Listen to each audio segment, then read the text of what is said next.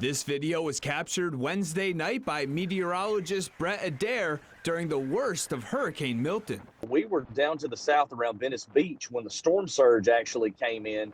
We started to see some of the homes down there be inundated as the winds became onshore. So again, those floodwaters, they had all kind of debris in them because you still had several pieces of debris that were laying around from the last hurricane, which was Helene. As Brett was driving just south of Tampa, he came across a disabled vehicle on the side of the road. And we came up on a vehicle that had rolled off on the southbound side of 75. We got out and attempted to render aid, as well as 2 or 3 other drivers. The windows were knocked out. We got out to check if everybody was okay. We could not find an individual in the vehicle. He hopes they made it to safety despite the wind gust over 100 miles per hour. So we encountered tons of downed trees and power lines.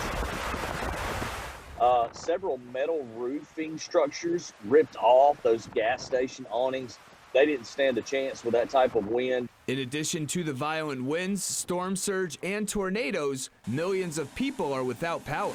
Oh, wow. And you could literally see like the power currents on the lines themselves. That's a phenomenon that I've seen a couple of times. And that's usually when you know with really high winds, the power is going to go down because there are issues down that line somewhere. Thankfully, the storm has moved out to sea, but people who were in Milton's path will be dealing with the aftermath for a long time to come. For CBS 13, I'm meteorologist Ryan Mudd.